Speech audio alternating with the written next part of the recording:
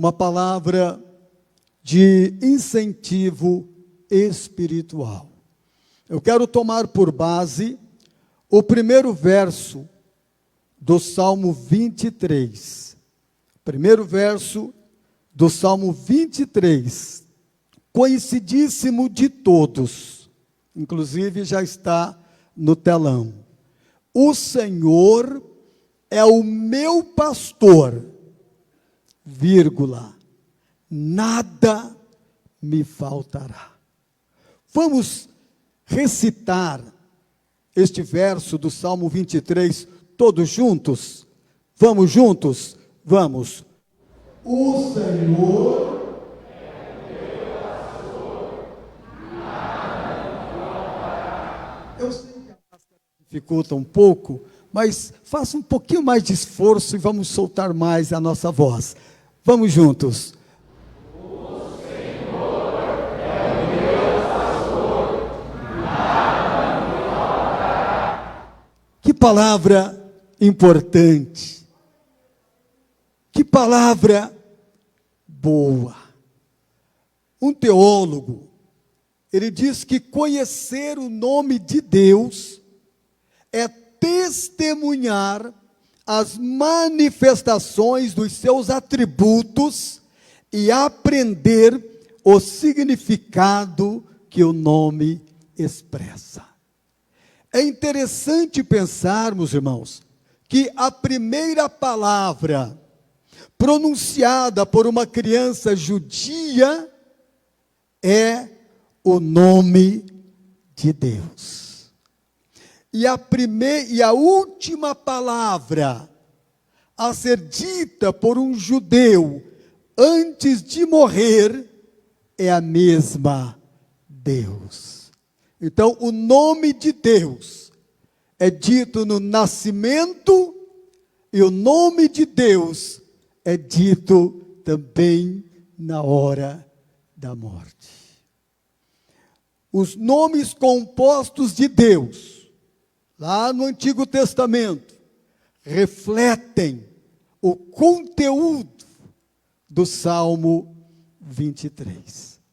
Então veja que no primeiro verso, o salmista disse: o Senhor é o meu pastor. E deu uma pequena pausa e já disse: nada me faltará. Aqui nós vemos o nome de Deus, Jeová Jireh, ou seja, o Senhor que provê. Em Gênesis, capítulo 22, e o versículo 14, nós lemos, não precisa pôr no telão. Pelo que chamou Abraão aquele lugar, Jeová Jireh, donde se diz até o dia de hoje, no monte do Senhor se proverá. Então, o Deus que nós servimos é o Jeová Jireh. O Deus que nós servimos é o Deus que provê todas as coisas para nós. Agora observe, o fato do nome de Deus ser Jeová Jireh não significa que Deus nos dará tudo o que queremos, mas Ele dará tudo o que precisamos. Está faltando alguma coisa para você, irmão? Faça uma análise. O que é que está faltando para você? Porque às vezes nós temos um ilusório sentimento de falta. Um ilusório sentimento de falta. Por exemplo, Deus nos dá o pão e já perguntamos: cadê a manteiga? Na oração do Pai Nosso, Jesus nos ensina Lá em Mateus, capítulo 6, versículo 11, o pão nosso de cada dia, dá-nos hoje. O pão nosso de cada dia, dá-nos hoje. Não é para a semana, para o mês, para o ano. É no dia. Quando nós olhamos Êxodo capítulo 16, que fala acerca do maná, o maná era dado por Deus no dia. E as pessoas precisavam recolher para o dia. E se alguém que se julgasse espertalhão recolhesse para 2 ou 3 dias, o que acontecia? Apodrecia, estragava, porque Deus estava dando àqueles homens, àquele povo, uma lição de que precisamos viver um dia de cada vez. Às vezes nos preocupamos tanto com o amanhã e nos esquecemos do dia de hoje. Às vezes sacrificamos o dia de hoje pensando no amanhã que poderá não chegar. Quantas pessoas fizeram planos no início do ano para 2020, para 2021, e foram surpreendidos com esse vírus terrível, e hoje já dormem no Senhor. E os seus planos para o final de 2020 não chegaram. Então, vivamos um dia de cada vez. Vamos viver o presente. E tem mais, vamos viver bem o presente. Eu sempre tenho dito que fala-se muito em qualidade de vida. Fala-se muito, prega-se muito sobre qualidade de vida. E eu pergunto, e a qualidade de vida espiritual? Está havendo este cuidado? Olha, eu preciso fazer caminhadas, eu preciso ir para a academia, porque eu preciso estar em forma, porque eu preciso viver bem. Glória a Deus por isso. Não sou contra, pelo contrário, já fui, atualmente eu estou meio descuidado. Você precisa cuidar sim da sua saúde, mas é a sua saúde espiritual. Para cuidar bem da saúde física, você faz caminhada.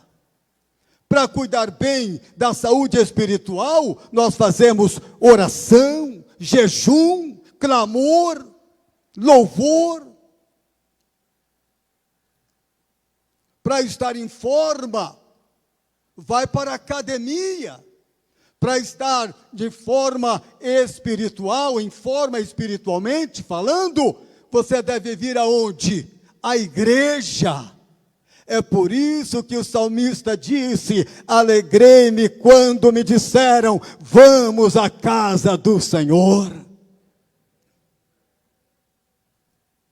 É tão gostoso quando estamos juntos na casa do Senhor, quando estamos reunidos como hoje na casa do Senhor. E aqui nós exercitamos a nossa fé, aqui nós nos aproximamos de Deus, aqui nós alimentamos a nossa alma. Existe a vida temporária, passageira, e existe a vida eterna. A nossa vida aqui, meus irmãos, é curtíssima. Veja, o Salmo 90, o verso 10, diz assim: a duração da nossa vida é de 70 anos. Meu Deus, eu estou chegando lá. Daqui 7 anos, 70. Agora o Rafael ainda falta muito para chegar lá, né? Muitíssimo.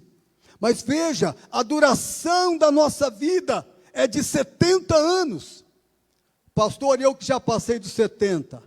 Você está fazendo hora extra. E se alguns, pela sua robustez, chegam a 80, existe algum oitentão aqui? Se alguns, o pastor Álvaro levantou a mão, pela sua robustez, chega a 80, a medida deles é canseira e enfado, pois passa rapidamente e nós voamos. Eu não sei quem inventou essa mentira de que o pessoal da terceira idade é o pessoal da melhor idade. Melhor idade? É dor nas pernas, é dor nas costas, é dor, meu Deus, para todo lado. E vai dizer que essa é a melhor idade? Né? A Bíblia diz que, olha, passou de 70, é canseira e enfado. Mas veja, no mesmo Salmo, o versículo 12, o verso 12, diz assim: ensina-nos a contar os nossos dias de tal maneira que alcancemos corações sábios. É a Bíblia. Salmo 144, verso 4. O homem é semelhante a um sopro, os seus dias são como a sombra que passa. Irmãos, precisamos aproveitar bem, porque os nossos dias são poucos aqui. Salmo 40, verso 7. Seca-se a erva, e murcha a flor, soprando nelas o hálito do Senhor. Na verdade, o povo é erva. Então, a nossa vida aqui é curtíssima demais. Vamos aproveitar os nossos dias. Vamos viver bem os nossos dias. Porque são pouquíssimos. Mas eu falei da vida eterna. Agora veja a vida eterna. Romanos 6:23, porque o salário do pecado é a morte, mas o dom gratuito de Deus é a vida eterna em Cristo Jesus, o nosso Senhor. 1 João 5:13. Estas coisas vos escrevo, a vós que credes no nome do Filho de Deus, para que saibais que tendes a vida eterna.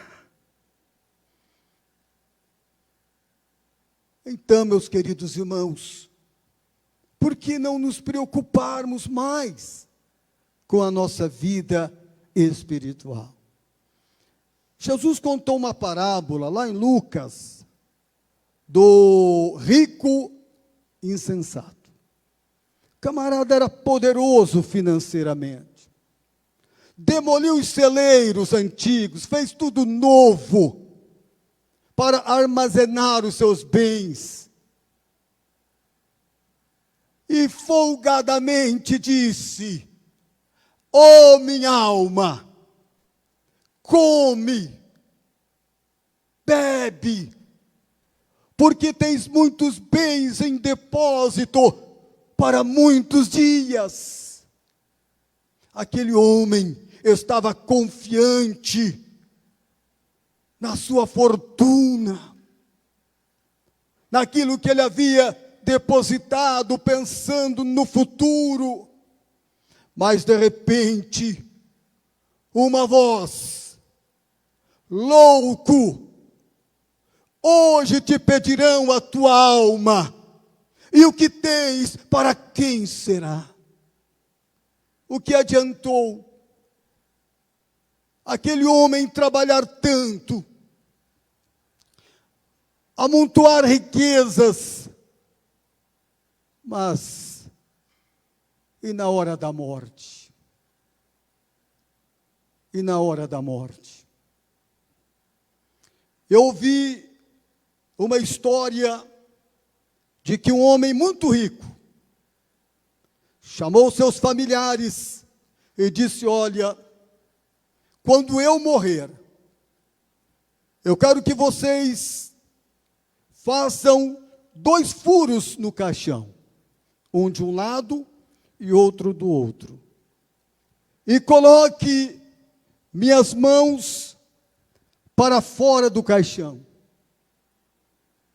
E os familiares ficaram sem entender aquele pedido. E um deles disse: mas por quê? Para que todos saibam que desta vida eu não levo nada. Que desta vida ninguém leva nada.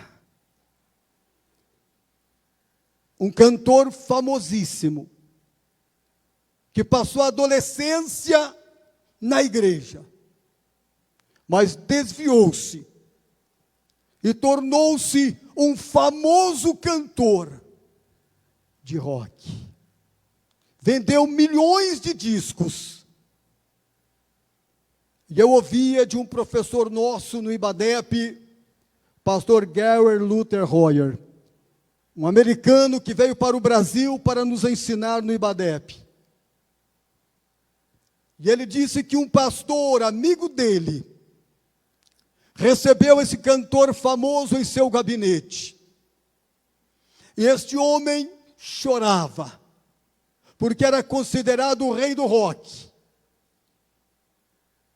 E ele disse: pastor, eu tenho saudades da igreja, mas eu não posso voltar por conta da minha fama.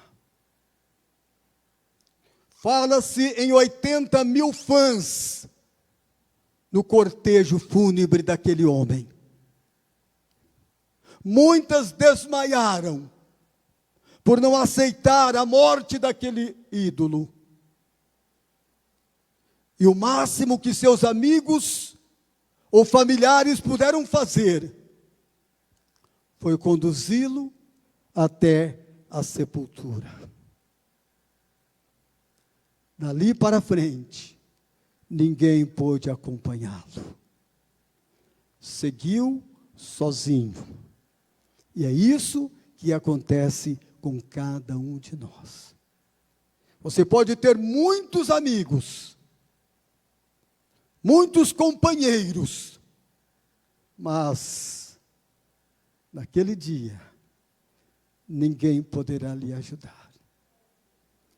É por isso que precisamos nos preocuparmos muito com a nossa vida espiritual e aproveitarmos bem os dias que nos fora dado pelo Senhor. Viva com qualidade os dias que o Senhor lhe tem dado. Falo qualidade de vida no sentido espiritual. Espiritual. Eu estava ouvindo um testemunho da neta do pastor Manuel Caetano. Pastor Manuel Caetano, ultimamente, estava presidindo a Assembleia de Deus da cidade de Campo Largo. Um homem respeitado, um homem considerado, tanto pelos mais velhos quanto pelos pastores mais novos. O último contato que eu tive com o pastor Manuel Caetano foi aqui no nosso gabinete pastoral, há poucos dias atrás, questão de meses. Ele veio acompanhando a comissão jurídica e também representando a comissão de ética, quando passamos o dia aqui, um sábado, passamos o dia tratando de um assunto da nossa região. Fomos almoçar. Ele foi comigo para o almoço.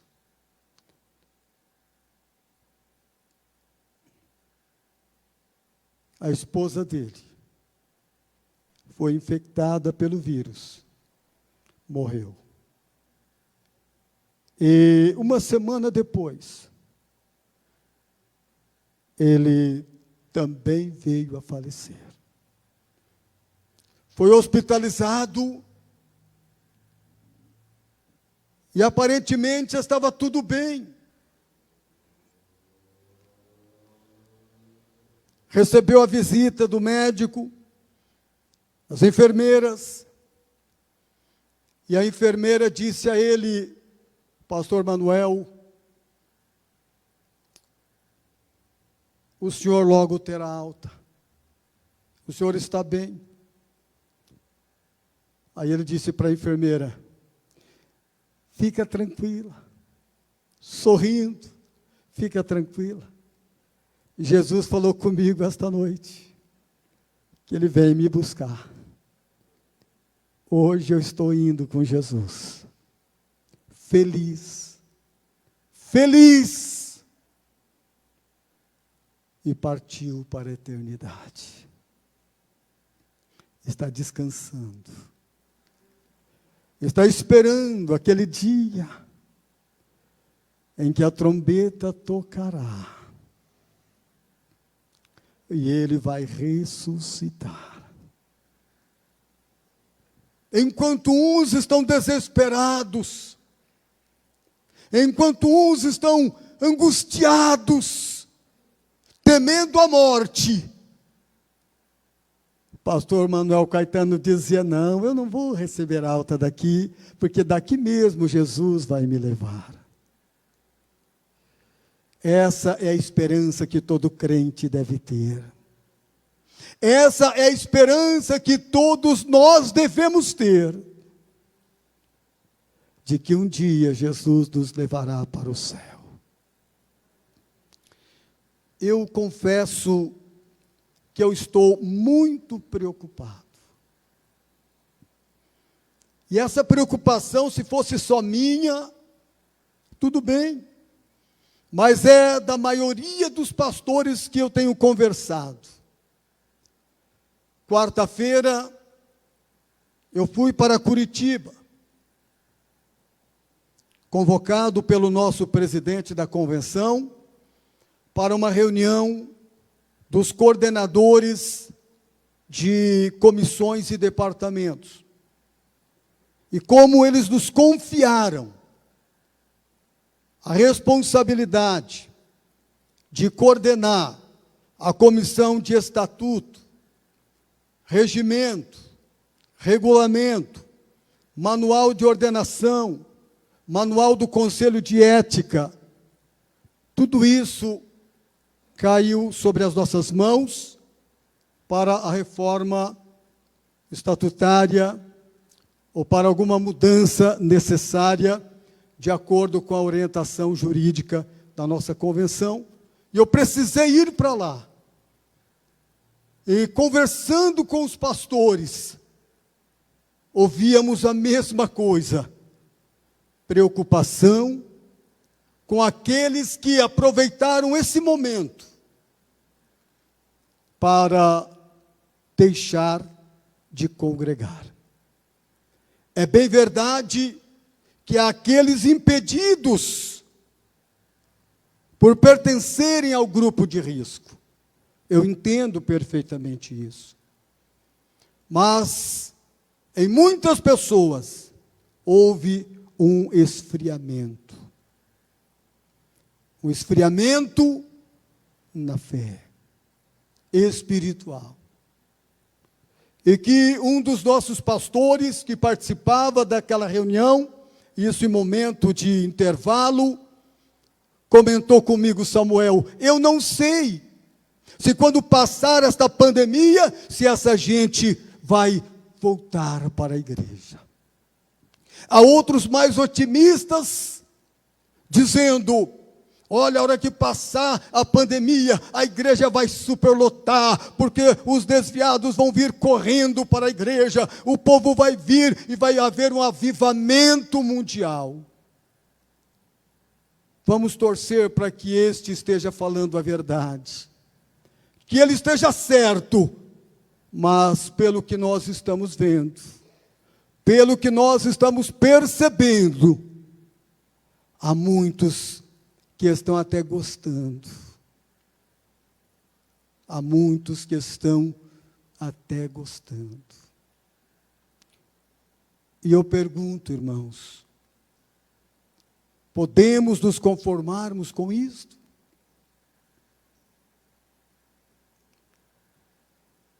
É uma palavra pastoral. Eu não estou aqui fazendo uma pregação. Eu estou me dirigindo aos irmãos como pastor, com uma palavra de alerta. Irmãos, vamos viver dias melhores na presença de Deus. Vamos nos aproximarmos mais de Deus. Há pessoas esperando coisas melhores, mas olha, à luz da palavra de Deus, as coisas tendem a piorar. Não para a igreja. Não para a igreja. Porque a igreja não passará pela grande tribulação. Ela está vivendo este momento, este princípio de dores. Mas, antes que as coisas piorem, a igreja será raptada, será arrancada com força e será levada para os céus, para estar para todo sempre com o Senhor. Guarde esta palavra. Faça um supremo esforço em melhorar a sua vida espiritual. Assim como nós fazemos esforço tomando medicamentos, fazendo tudo o que o médico recomenda, o médico dos médicos está recomendando para nós nesta noite: guarda o que tens para que ninguém tome a tua coroa. Mas também diz: aquele que é santo, santifique-se ainda. Mas aquele que é sujo, suje-se ainda. Aqui estão os santos do Senhor. Muitos que estão participando do culto pela internet, que não puderam vir à igreja, que também são santos do Senhor, estão aguardando esse momento glorioso. Não se descuide, não facilite, não olhe para os lados, não olhe para trás, olhe apenas no alvo, que é Cristo Jesus. O inimigo está enganando a muitos, está derrubando muitos, mas Paulo disse: olha, quem está em pé, não caia. Fiquemos firmes, meus irmãos, fiquemos atentos, porque a qualquer momento acontecerá a vinda de Jesus, o arrebatamento da igreja. Salvos que morreram serão ressuscitados, salvos que estiverem vivos serão transformados e subiremos. Quem tem essa esperança?